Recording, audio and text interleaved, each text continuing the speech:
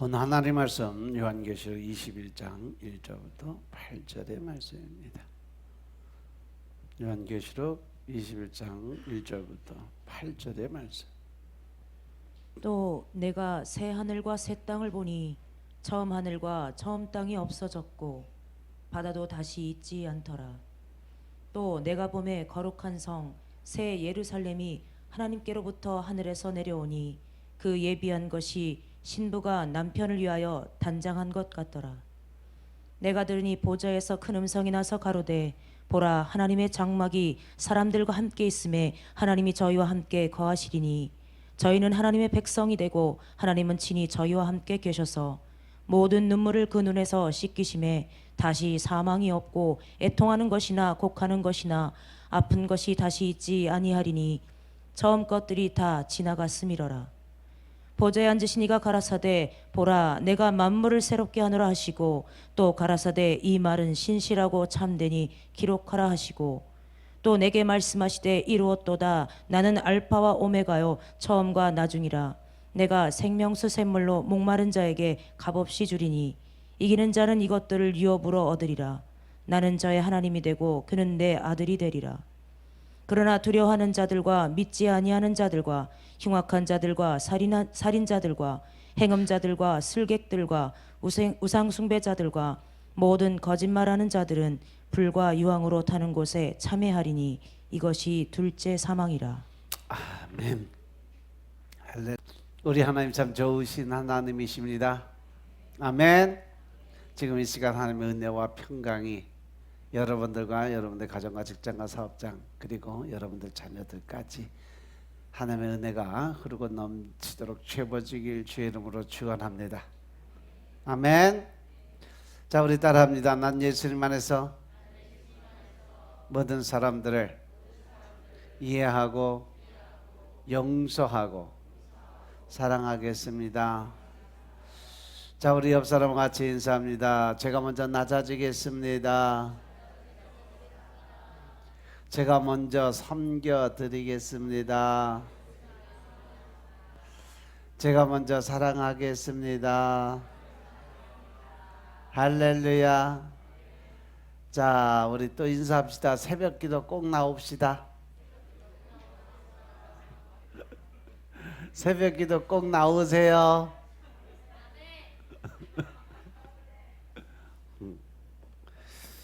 아니, 새벽에 복 주신다 그러고 새벽에 능력 주신다 그러고 새벽에 내가 너희의 기도 소리 들어주고 응답하시겠다고 새벽에 하신다는데 왜 새벽 기도를 안 드는 거야? 그러니까 급한 사람들이 없는 거지 아직. 누군 또 그러대? 꼭 성전에만 나와서 예배를 드려야 되나요? 그냥 집에서 하나님은 어디나 계시는데 집에서 드리면 안 되나요? 어떨 것 같아요?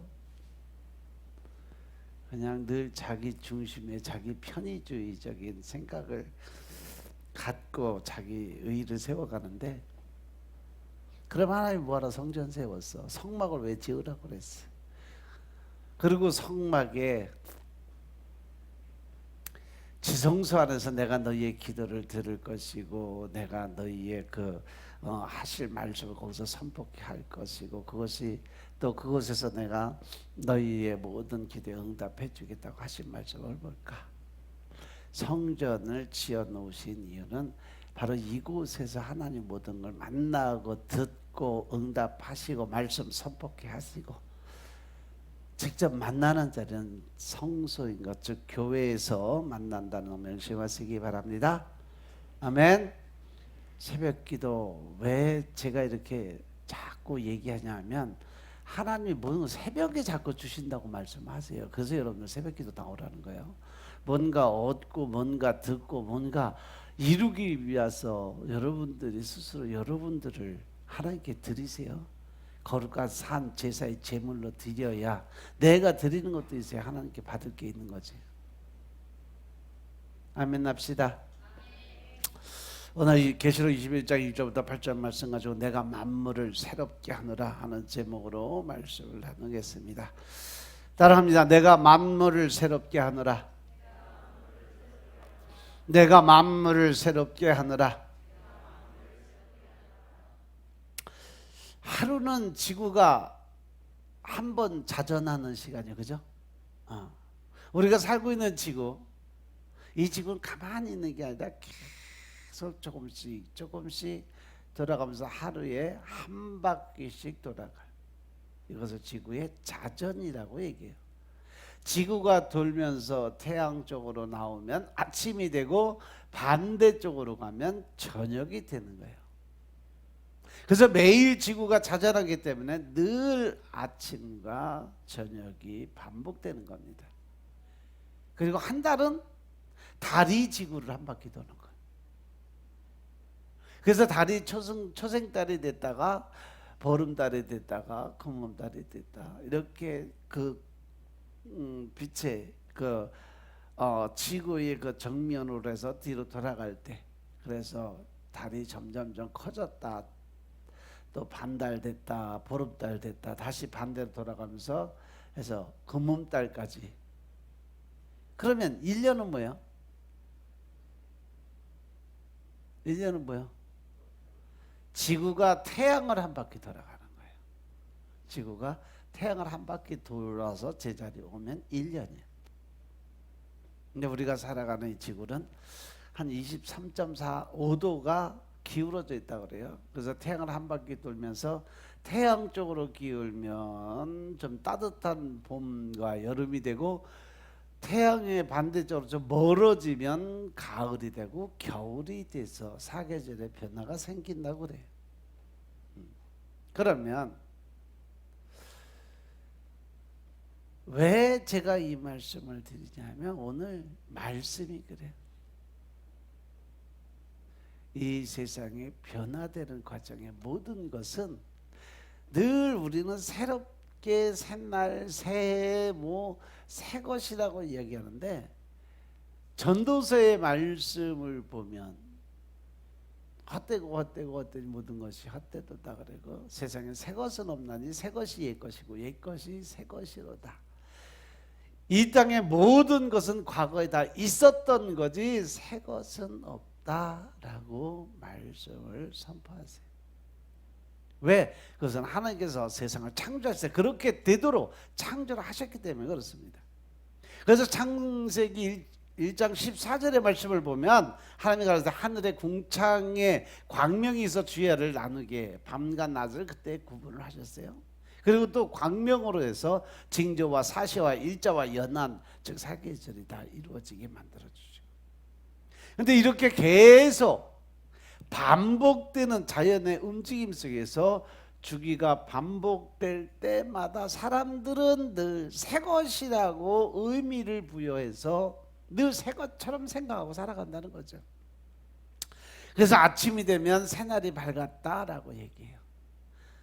그리고 달이 바뀌면 새달이라고 얘기하고, 해가 바뀌면 새해가 됐다라고 이야기를 해요. 그죠? 요즘도 맨날 여러분도 그렇게 인사하잖아. 하지만 우리가 부르는 새날이라고 해봐야 지구가 한 바퀴 자전해서 제자리 돌아왔다는 얘기요. 그래서 옛날부터 태초부터 이루어진 것이 아니라 지속적으로 우리가 새 것으로 만들어지는 것이 아니라 옛날부터 태초부터 이루어진 그런 지속적으로 지금까지 이루어져 가고 있는 사실인데, 우리가 색깔을 이렇게 갖고 있다는 거죠. 즉 다시 말해서 이것은 하나님께서 이 땅을 창조하신 후에 계속적으로 반복되는 일인데, 아침이 되면 사람들이 새날이라고 이야기를 해요. 그리고 해가 바뀌면 새해라고 이야기돼요. 새해라고 해봐야 계속 반복되는 대로 지구가 태양을 한 바퀴 공전한 것뿐인데, 사람들은 그때마다 새해라고 이야기해요. 그렇기 때문에 세상에 새 것이 없다라고 하나님은 말씀하시는 거예요. 그냥 지속적으로 옛 것이 새 것이 되고 새 것이 옛 것이 되고 지속적인 반복이 있을 뿐이라는 거죠. 그래서 전도서 1장 9절 10절의 말씀을 보니까, 이미 있던 것이 후에는 다시 있겠고 이미 한 일을 후에 다시 할지라 해 아래 새 것이 없나니 라고 기록이 되어 있어요. 10절에 보니까 무엇을 가르쳐 이르기를 보라 이것이 새 것이라 할 것이 있으랴 우리 오래전 세대도 이미 있었느니라. 우리가 옛날부터 있었던 걸 다시 새롭게 만들어서 그것을 사용하는 걸 제일 많이 볼 수 있는 게 뭐예요? 여자들 옷이에요. 미용실 원장님들은 알겠지만 머리도 볶고픈 옛날 걸 했다가 또 새로 뭔가 나왔다가 또 다시 옛날로 돌아갔다 계속 반복되는 패턴이요.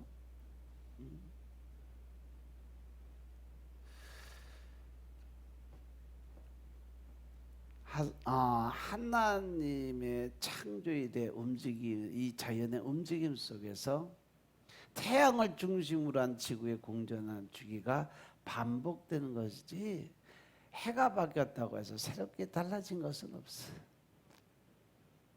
저는 새해 그러면 딱 생각나는 게 뭐냐면 서기 2000년 딱 1999년에서 2000년 넘어올 때 전 세계가 아주 희망과 꿈을 가지고 엄청난 난리들을 쳤어요.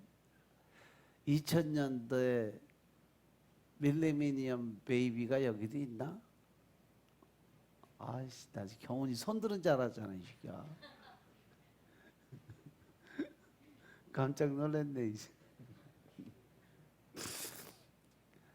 밀레니엄 베이비가 있나? 그랬더니 네가 머리 긁는 바람에 깜짝 놀랐잖아.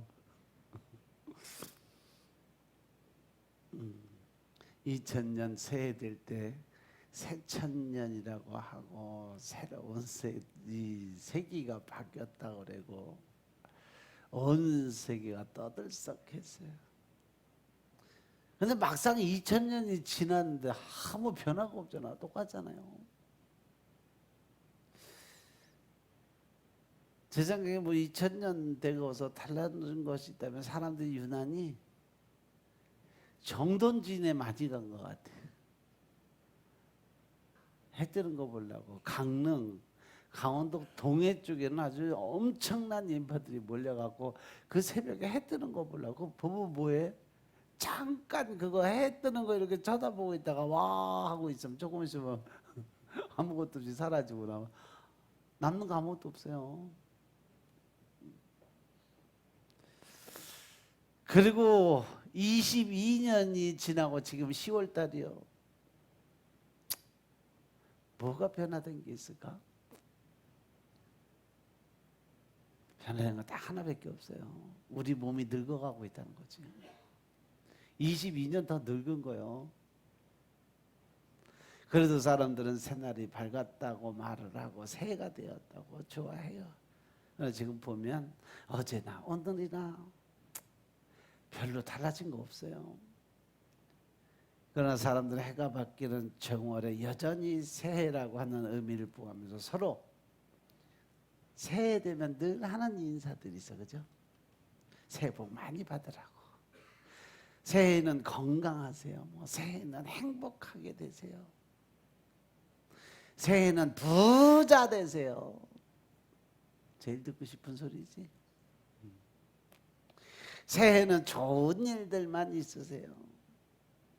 새해는 꼭 하시는 일 성공하세요.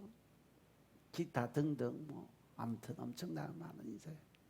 왜 이런 인사들을 하느냐? 그냥 한 해를 출발하는 의미에서 사람들은 새로운 날에 대한 염원과 새로운 마음가짐으로 한 해를 시작하려고 마음을 먹기 때문에 그래요. 아무런 영적인 의미는 없어요. 그럼 사람들이 염원하는 게 뭘까? 행복을 염원하고 건강과 평안을 염원하고 부와 성공을 바라고 있다는 거죠. 왜 사람들은 이런 것을 바라보고 있을까? 그 이유는 우리가 사는 세상이 그만큼 행복하지 못하고 평안하지 못하고 건강하지 못하다는 삶 때문에 그래요. 역설적으로 보면 가난과 실패, 절망, 근심, 걱정, 슬픔과 눈물이 많은 세상이 되었기 때문에 우리는 그것을 조금이라도 탈피하고 싶은 자적 자기 욕심 때문에 건강의 복을 비는 거고 행복의 복을 비는 거고 물질의 복을 비는 거요. 사람들이 유난히 행복을 추구한다는 것은 그만큼 내가 행복하지 못하다는 반증이에요. 알고 보면 한마디로 사람들은 불행한 현실 속에 고달프게 살고 있기 때문에 행복을 바라는 거죠. 원하는 거죠. 그래서 한 해가 시작하면 사람들은 좀 더 나은 새로운 삶을 원하는 거예요. 바라는 거예요. 그런데 불행한 것은 뭐냐? 우리가 사는 세상은 우리 모든 사람들이 소원하는 대로 새로워질 수 있는 세상이 아니라는 거죠. 창세기 3장에 보면 하나님이 아담에게 말씀하세요. 아담에게 뭐라 그러냐? 내가 네게 먹지 말라고 한 나무의 실과를 먹었은즉 땅은 너로 말미암아 저주를 받는다. 죄를 지은 건 인간이 지었는데 왜 이 땅, 이 나라, 이 땅이 저주를 받을까? 그래서 왜 가시 엉겅퀴가 났을까? 그것은 하나님이 사람에게 모든 것을 만들어준 거기 때문에 우리가 죄를 받았으니까 그들도 마찬가지 하나님이 주신 선물이었거든. 마찬가지 그들도 똑같이 저주를 받는 거죠. 그래서 결국은 너는 흙이니까 흙으로 돌아가게 될 거다. 너는 죽는다라는 선포를 하세요. 이 세상은 최초의 사람 아담의 범죄함으로 죄와 사망이 왕노릇하는 저주 아래 있는 세상이 돼 있어요. 그렇기 때문에 세상은 날로 날로 새로워지는 세상이 아니라 날이 갈수록 점점점 낡아지고 파괴되고 오염되는 세상이 될 수밖에 없다. 왜? 하나님이 저주를 받아서 그러는 거예요. 아멘. 그리고 사람들 역시 점점점 살수록 건강하고 또 더 나아지는 것이 아니라 날이 갈수록 병이 들고 병들고 쇠약해진다는 거죠. 따라서 새해가 됐다고 해서 자연재해도 사라지고 살기 좋은 환경으로 변하게 되는 것을 기대할 수가 없다. 오히려 이번에는 어떤 자연재해가 있을까? 어디 또 지진이 나지 않을까? 태풍이 또 얼마나 몰려올까? 올겨울에는 눈이 얼마나 올까? 걱정, 근심이 돼요. 요즘엔 자연재해가 엄청나게 많아요. 호주 쪽에서는요, 이만한 야구공만한 우박이 막 순식간에 쏟아져 보고 그 우박에 맞으면 사람 바로 즉사요. 길거리 가는데 쏟아져서 자동차들 다 망가지고, 한쪽에서 또 너무 가물어서 말라 죽고, 한쪽에서 비가 너무 와서, 이번에 플로리다 쪽 그쪽에 태풍 온 거 보셨죠? 아주 싹쓸이했더라고요.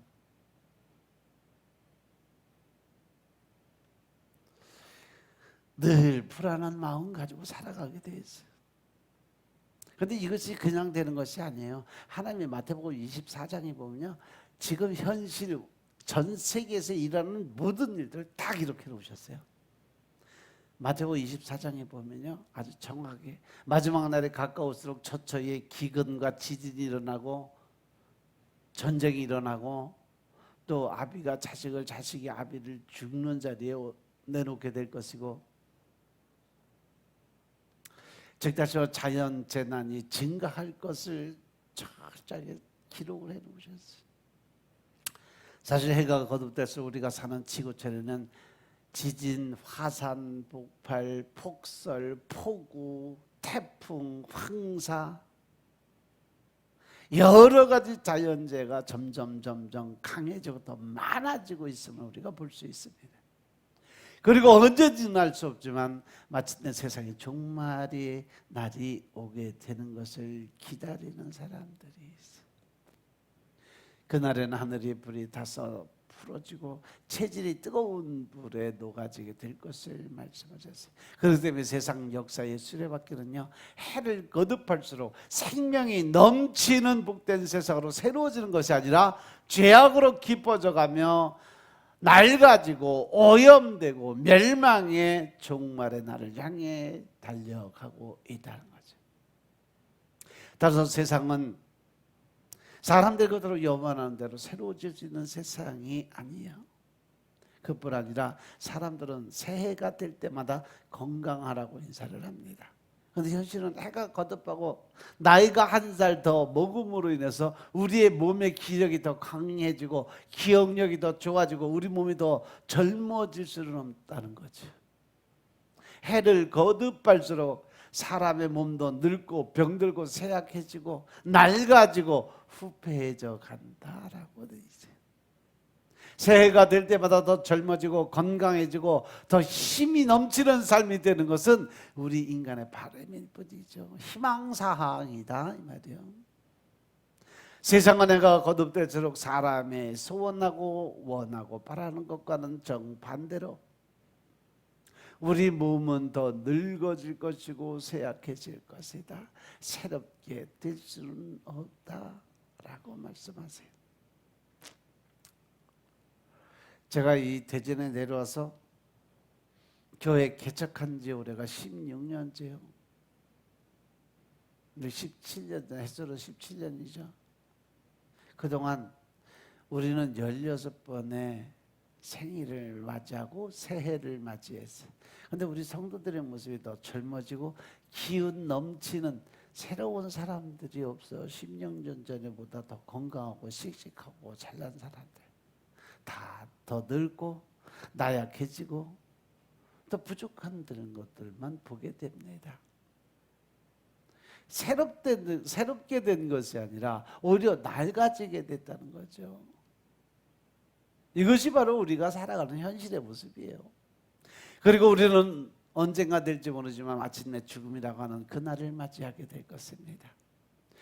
이것은 우리들이 부정할 수 없어요. 그러나 우리들에게 진정 새로워지는 날이 있습니다. 그날이 언제냐? 바로 예수님께서 이 땅에 재림의 나팔을 부는 그날. 우리 주님께서 다시 오시는 그날은 우리 모든 죄가 다 속함을 받고 모든 눈에 눈물이 사라지고 다시는 사망이 없고 애통하는 것이라 곡하는 것이라 아픈 것이 없는 진정한 새날이 될 것이라는 거죠. 그래서 오늘 말씀에 이렇게 말씀하세요. 또 내가 새 하늘과 새 땅을 보니 처음 하늘과 처음 땅이 없어졌고 바다도 다시 있지 않더라. 하나님은 친히 저희와 함께 계셔서 그 모든 눈물을 그 눈에서 씻기심에 다시 사망이 없고 애통하는 것이나 곡하는 것이나 아픈 것이 다시 있지 않냐리니 처음 것들이 다 지나갔음이라라. 보좌에 앉으시니가 가라사대 보라 내가 만물을 새롭게 하노라 하시고 또 가라사대 이 말은 신실하고 참되니 기록하라 하시고 또 내게 말씀하시되 이루었도다 나는 알파와 오메가여 처음과 나중이라. 시작과 끝을 다 주관하시는 하나님인 것을 말씀을 하세요. 그리고 베드로후서 3장 12절의 말씀을 보면 그날에 하늘의 불에 타서 다 풀어지고 체질이 뜨거운 물에 녹아 지려니와 우리는 그의 약속대로 의에 거하는 바 새하늘과 새 땅을 바라본다라고 기록이 되어 있어요. 죄와 사망의 저주 아래서 낡아지고 썩어지고 멸망해가는 세상이 아닌 영원한 생명으로 가득 찬 새로운 세상. 약해지지도 않고 낡아지지도 않고 날마다 새로워지는 새하늘과 새 땅이 이곳에 오는 그날이 바로 우리가 바라는 하나님이 계획하시는 진정한 새날이 될 것이라는 거죠. 따라서 우리는 그리스도인들은 아멘 주여 어서 오시옵소서 마라나타 기도드리며 주님이 다시 오심으로 이루어질 진정한 새날을 소망하며 살아가시길 주 이름으로 축원합니다. 아멘. 그렇다고 우리 성도들은 염세주에 빠지는 자들이 아니요, 비록 몸은 늙어지고 쇠해지는 한정된 시간을 살고 있지만 주 안에서 날마다 새로워지는 삶을 소망하며 살아간다는 거죠. 정말 우리 이태전 세임교회 성도들은 오염되고 낡아지는 세상에서 몸은 늙어지고 쇠해지는 삶을 살고 있지만 믿음 안에서 날마다 새로워지는 삶을 사시길 주의 이름으로 축원합니다. 아멘. 그리고 주님 오심으로 이루어질 영원히 쇠해지도 낡아지도 않는 새하늘과 새 땅에 주님과 함께 들어가는 진정한 새날을 맞이할 수 있는 여러분들 되시길 주의 이름으로 축원합니다. 그러면 날마다 낡아지고 쇠해지는 세상에서 날마다 늙어가는 이 세상에서 어떻게 날마다 새로운 삶을 새로운 생을 살아갈 수 있을까? 제일 먼저 날마다 우리의 속사람이 새로워지게 될 때 날마다 새로워지는 삶을 살 수 있다. 우리의 속사람이 새롭게 변화되는 것. 고린도후서 4장 16절의 말씀을 보면 그러면 우리가 낙심하지 아니하노니 겉사람은 후패하나 우리의 속은 날로 새롭도다. 즉 우리가 육신의 장막 이 껍데기는 점점 늙어서 나약해지지만 우리의 마음 속사람은 점점 새롭게 더 좋게 변화되고 있다는 거죠. 어떤 사람이 10년 동안 새 집을 얻어서 살고 있는 이 두 사람이 있어요. 근데 한 사람은 좋은 집에 새 들어 살고 있고 한 사람은 좋지는 않지만 그냥 좀 아늑한 집에 살고 있어요.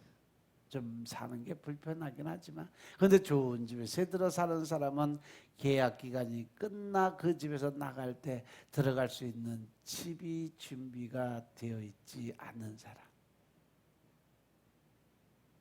가난한 사람은 이미 이곳이 끝나면 다른 더 좋은 데로 가기로 계약이 되어 있는 사람.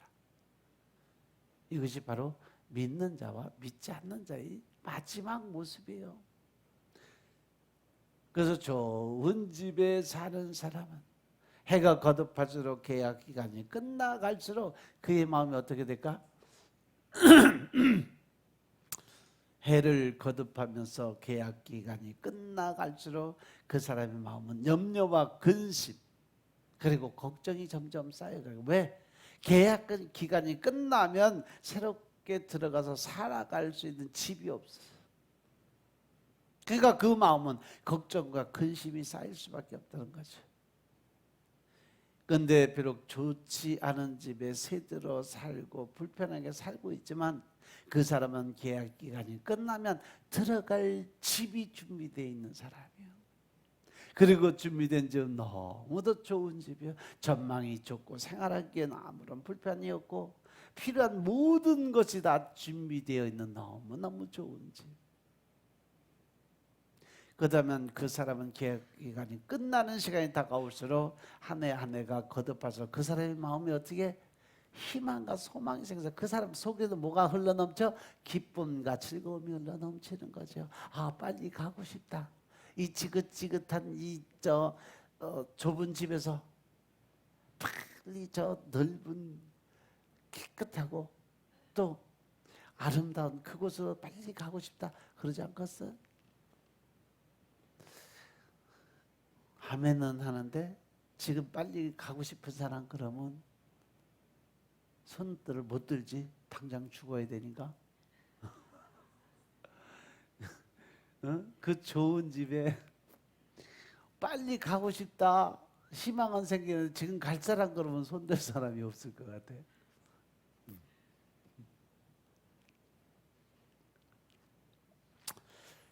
그리고 불편한 셋집에 대해서 더 살고자 하는 미련 같은 것은 두지 않을 거예요. 그죠? 우리 모든 사람들은 100년도 채 안 되는 기간 동안 육신의 장막집에 새들어 살고 있는 자다라고 볼 수 있다는 거죠. 그리고 이 육신의 장막집은 세월이 갈수록 낡아지고 찢어지고 쇠해지고 있어요. 나이가 들수록 우리 육신의 장막의 집은 지탱하며 살기가 힘들어지는 낡은 집이에요. 그죠? 그러나 우리는 낙심하지 않아. 왜? 우리 육신의 장막의 집이 무너지면 하늘에 영원한 집이 준비되어 있기 때문입니다. 아멘. 그래서 고린도후서 5장 1절 2절의 말씀을 보시면 고린도후서 5장 1절 2절의 말씀을 보시겠습니다. 읽어라. 만일 땅에 있는 우리의 장막집이 무너지면 하나님께서 지으신 집 곧 손으로 지은 것이 아니요 하늘에 있는 영원한 집이 우리에게 있는 줄 아나니 과연 우리가 여기 있어 탄식하며 하늘로부터 오는 우리 처소로 덧입기를 간절히 사모하노니. 아멘. 우리가 이 땅에 살다가 이 육신의 장막, 이 몸이 죽어 없어지면 우리는 새로운 하나님께서 지으신 집, 손으로 지은 것이 아니라 하늘에 있는 영원한 우리 집에 거하게 되어 있다는 사실 명심하시기 바랍니다. 우리가 사는 세상은 해를 거듭할수록 종말을 향해 굴러가고 우리 모든 사람의 육신은 100년치 안 되는 짧은 기간 동안 살다 죽음으로 인해서 삶의 기회약 기간이 끝나게 되는 날이 바로 이 장막을 떠나는 시간. 그러나 우리 믿는 자에게는 땅에 있는 우리의 장막, 집이 무너지면 하나님께서 지으신 하늘에 있는 영원한 집, 그 집이 준비되어 있기 때문에 우리는 겉사람이 낡아져도 다 부패하게 돼도 속은 날로 새로워지는 삶을 살 수 있다. 이게 믿는 자들이 가지고 있는 특권이라는 거죠. 우리 주님은 요한복음 14장 1절부터 3절에서 뭐라고 말씀하시냐 하면 요한복음 14장 1절부터 3절의 말씀입니다.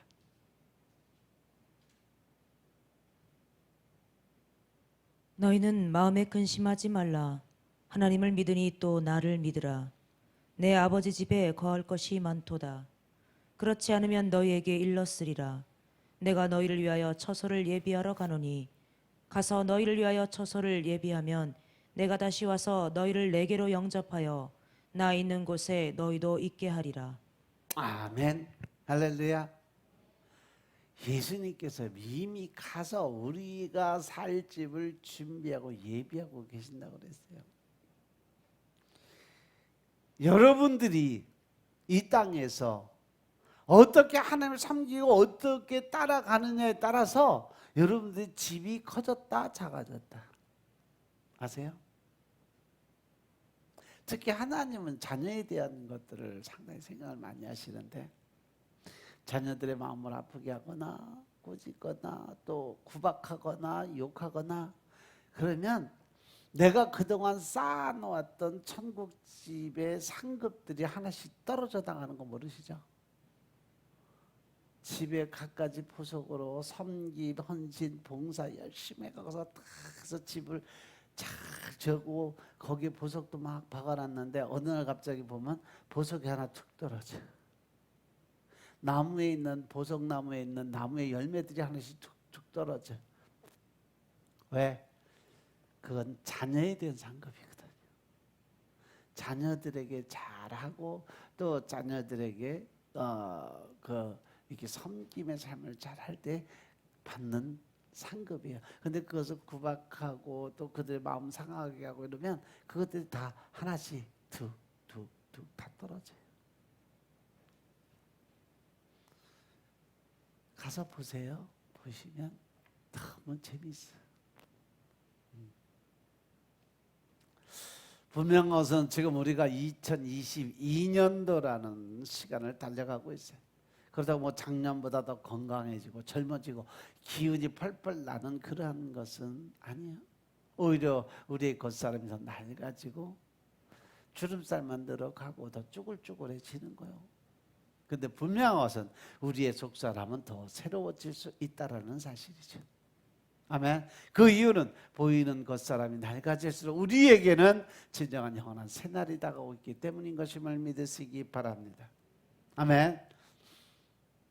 저와 우리 대전세인교회 성도들은 예수님 안에서 올 한 해도 겉사람은 낡아져도 속사람은 소망 가운데 날마다 새로운 삶을 살아가는 여러분들 되시길 주님으로 축원합니다. 아멘. 두 번째, 날마다 새로워지는 삶은요, 날마다 주 안에서 거듭나는 삶을 사는 것이 새로운 삶을 살아가는 거다.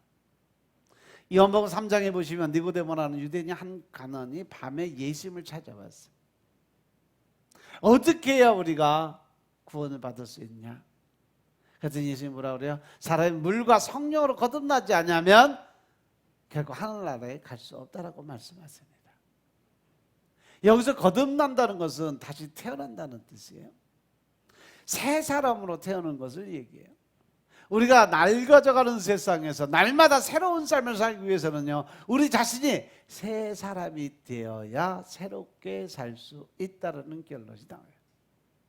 옛사람 그대로 있다면 아무리 무슨 일을 한다 해도 새롭게 이루어지는 것은 없습니다.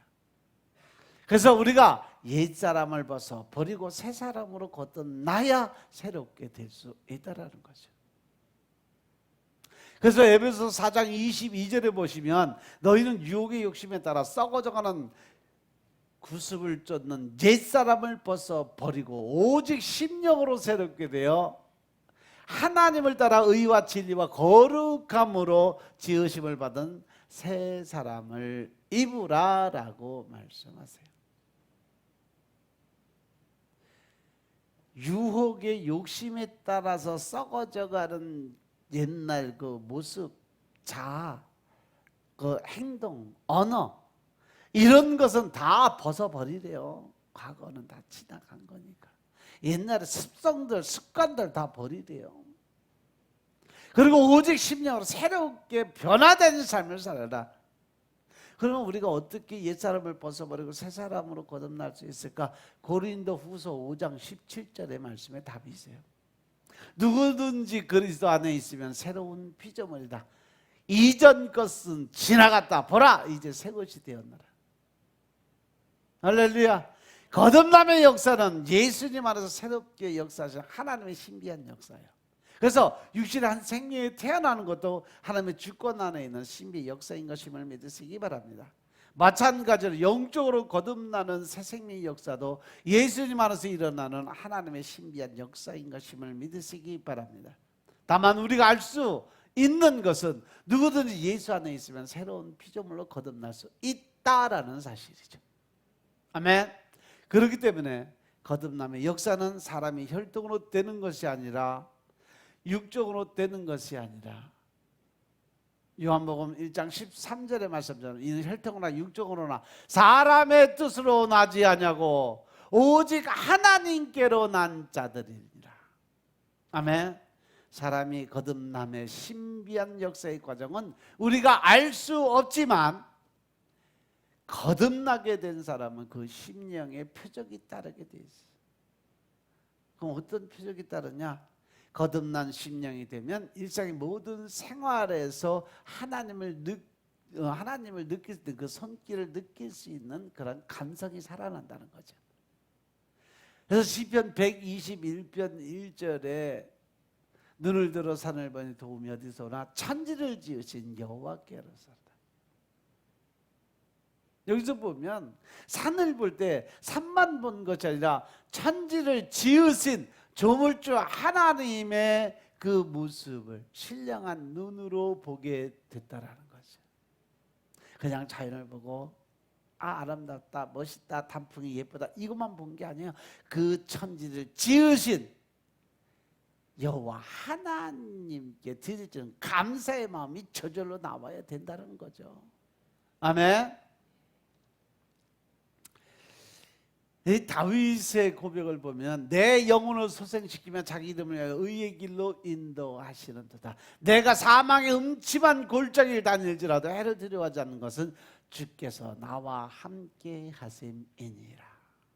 주님이 나와 동행하고 나와 함께하니까 내가 아무리 힘들고 어려운 길을 걸어가도 나는 즐거워 기쁜 삶을 살 수 있다는 얘기죠. 거듭나기 전에는 자기 자신에게 일어난 모든 일 속에서 하나님의 손길을 볼 수가 없어서, 그래서 모두가 잘 되면 자기가 잘해서 잘 된 것을 알았고, 더 나아가서 안 되면 재수 없다고 생각하며 살아갔던 거죠. 그러나 거듭나게 되면 자신의 모든 삶에 하나님의 섭리의 손길을 보게 되고 느끼고 깨닫게 된다는 거죠. 아멘. 하나님의 역사하고 있는 사실을 느끼고 그 하나님을 의지하고 더 나아가서 하나님의 뜻이 무엇인가 생각하고 뜻대로 살려고 노력하는 그 마음, 이것이 바로 거듭남의 비밀이라는 거죠. 그래서 거듭나게 되면 주 안에서 평안함과 기쁨을 얻게 된다는 거예요. 우리 주님은 요한복음 14장 27절에서 평안을 너희에게 끼치노니 곧 평안, 나의 평안을 너희에게 주노라. 내가 너희에게 주는 것은 세상이 주는 것 같지 아니하니라. 너희는 마음에 근심도 말고 두려워하지도 말라고 말씀하십니다. 아기들이 제일 편안할 때가 언제인 줄 아세요? 자기 엄마 품에 있을 때, 그죠? 그때 가장 두려움이 없고 근심 걱정이 없어요. 꼬마애들이 자기 혼자 돌아다니면은 기가 죽어 다니는데 옆에 아빠의 손만 딱 잡았다 그러면 세상에 보이는 거 없어요. 다 큰 어른도 가서 발로 걷어 찰 수 있는 용기가 생겨. 맨날 저 터진 형한테도 가갖고 주먹으로 한 대 때리고 도망와. 왜? 내 뒤에 백이 있거든. 아버지라는 백. 마찬가지로 하나님의 자녀로 거듭난 사람은 세상에서 알 수 없는 내적인 그 평안과 기쁨과 즐거움, 더 나아가서 담대함이 그 안에 임하게 된다는 거 명심하시기 바랍니다. 가물어 메말라 땅이 쩍쩍 갈라지는 땅에도 땅속 깊은 곳에 지하수가 잔잔하게 흘러가는 것처럼, 아무리 컴컴한 절망 속에 있다 해도 하나님 앞에 저희 기도 드릴 때 마음 중심 깊은 곳에서 평안함을 발견할 수 있다는 거죠. 거듭나게 되면 그래서 신령한 것을 사모하게 됩니다. 아기가 태어나면 본능적으로 엄마의 젖을 찾는 것을 볼 수 있어요. 그죠? 마찬가지로 거듭난 영혼은 전에 사모해보지 못했던 것을 새롭게 사모하게 된다는 거죠. 신령한 것을 사모하게 됩니다. 하나님을 사모하게 되고 예수님을 사랑하게 되고, 그래서 자연히 기도드릴 마음이 생기게 돼요. 성경을 읽고 주일이 되면 교회 갈 마음이 생기고, 교회 오면 봉사하고 싶은 생각이 들고, 뭐든지 하나님께 드려지고 싶은 그런 마음이 생기게 돼 있어요. 이것이 거듭난 사람들의 표적이에요. 그리고 이렇게 거듭난 사람은 날로 새로워지는 사람을 살 수 있게 된다는 거죠. 저와 우리 대전 생교회 성도들이 심령으로 거듭난 이런 표적을 나타나는 삶을 사시길 주님으로 축원합니다. 아멘. 마지막으로 날마다 새로워지는 삶은 날마다 성장하는 삶을 사는 것이 바로 새로워지는 삶을 살아가는 거다. 에베소서 4장 13절에 우리가 다 하나님의 아들을 믿는 것과 아는 일에 하나가 되어서 온전한 사람을 이루어 그리스도의 장성한 분량 충만한 데까지 이르라고 얘기해요. 오직 사랑 안에서 참된 것을 하여 범사에 그에게까지 자랄지니라. 우리 믿는 사람들이 날로 새로워진다는 것은 날마다 예수님의 형상을 본받아서 예수님을 닮아가는 삶을 살아가는 사람들을 이야기하는 거예요. 그래서 하나님은 우리들에게 그리스도의 장성한 분량이 충만한 데까지 이르라고 말씀하시면서 범사에 그에게까지 자라라. 그 말씀 안에 들어가서 절대적 순종과 복종으로 살아라, 이 말씀이에요. 왜? 예수님이 절대적으로 하나님 말씀에 복종하고 살았기 때문에 그렇습니다. 그래서 로마서 8장 29절에 보면 하나님이 미리 아신 자들로 또한 그 아들의 형상을 본받게 하기 위해서 미리 정하셨다라고 했어요. 하나님께서 우리에게 요구하시는 것은 딱 한 가지. 예수님의 형상을 닮아가는 거죠. 날마다 예수님을 닮아가는 삶을 살아가라. 이것이 바로 날마다 새로운 삶, 거듭나는 삶을 살아가는 자의 모습. 그럼 어떻게 하면 우리가 예수님을 닮아가는 삶을 살 수 있을까? 히브리서 12장 2절에 보면 믿음의 주에 온전케 하시는 이인 예수를 바라보자. 그리고 히브리서 3장 1절에 보니까 그러므로 함께 하늘의 부르심을 입은 거룩한 형제들아, 우리의 믿는 도리의 사도시고 대제사장인 예수를 깊이 생각하며 살라고 그럽니다. 날마다 예수님을 생각하고 예수님을 바라볼 때 우리는 예수님을 닮아갈 수 있고 우리의 믿음은 장성한 분량까지 자라게 되는, 날마다 새로워지는 삶을 살 수 있게 되는 것을 믿으시기 바랍니다. 날마다 새로워지는 삶을 통해서 하나님과 함께하는 삶이 될 수 있는 여러분들의 삶이 되시길 주님으로 축원합니다.